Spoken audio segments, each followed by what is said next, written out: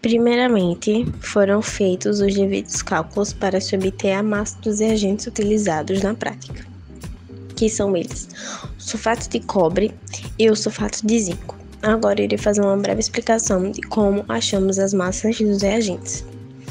Como vocês podem ver, utilizamos a seguinte fórmula. E já tínhamos alguns dados para começar a fazer os cálculos.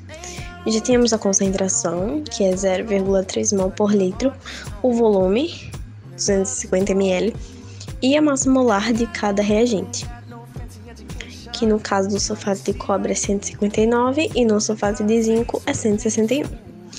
Porém, tem uma observação. O volume ele tem que estar em litros. Por isso, pegamos o 250 ml e dividimos com 1000. Que resultou em 0,5 litros. Pegamos esses valores e distribuímos na fórmula. Como vocês podem observar no sulfato de cobre aqui, 0,3 igual a massa, que é o que queremos descobrir, dividido pela massa molar, que é 159, vezes o volume, que é 0,25. Assim, obtivemos a massa do sulfato de cobre, que é 11,92 gramas. E a mesma coisa se aplicou ao sulfato de zinco e obtivemos o seguinte valor, que a massa do sulfato de zinco é 12,7 gramas. Com os cálculos feitos, iniciamos a prática. Inicialmente, pesamos os reagentes e começamos pelo sulfato de cobre, que foi pesado em um vidro de relógio e com o auxílio de uma balança analítica. Pesamos o valor obtido nos cálculos, que foi 11,92 gramas de sulfato de cobre. E o mesmo processo se repete para pesar o sulfato de zinco, alterando apenas a quantidade a se pesar, que neste caso pesamos 12,7 gramas de sulfato de zinco. Após pesar os reagentes, vamos preparar as soluções. Para preparar as soluções, foram utilizados 2 balões volumétricos de 250 ml e 2 beckers de 600 ml. Iniciamos pelo sulfato de cobre. Com o becker, adicionamos o sulfato de cobre e diluímos com 100 ml de água destilada, ao olho mesmo. Diluímos com o auxílio de um bastão de vidro e logo após dissolvido, transferimos a solução para um balão volumétrico. E assim, fomos adicionando água destilada até atingir o menisco. Fechamos o balão volumétrico e fizemos 3 inversões para homogeneizar a solução e pronto, solução pronta.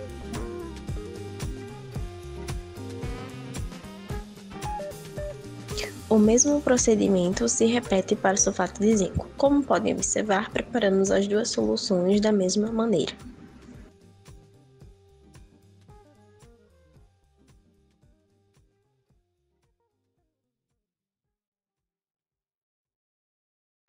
Não esquecendo também que lixamos as lâminas com o auxílio de uma lixa para remover as impurezas e os óxidos de suas superfícies e lavamos com água destilada após lixá-las.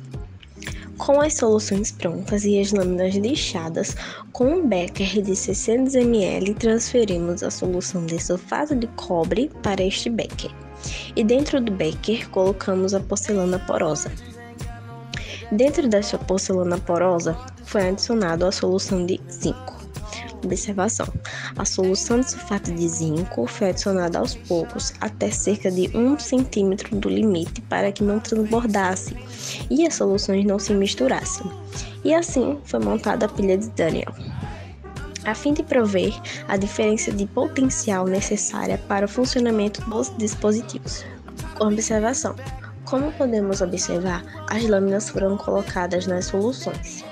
A lâmina de zinco metálico com fio de cobre soldado foi colocado na solução de sulfato de zinco e a lâmina de cobre metálico com fio de cobre soldado foi colocado na solução de sulfato de cobre.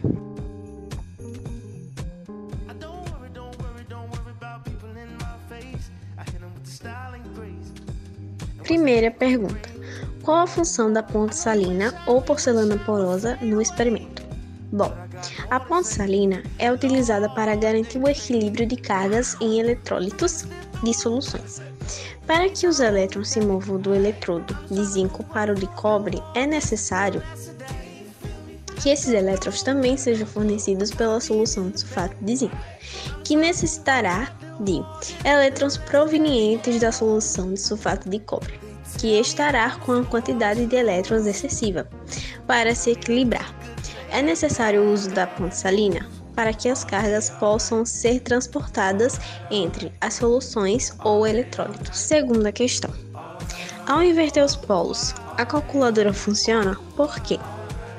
Para que a calculadora funcione, é necessário que o fluxo de elétrons seja contínuo em uma única direção determinada, o que é característica da corrente contínua.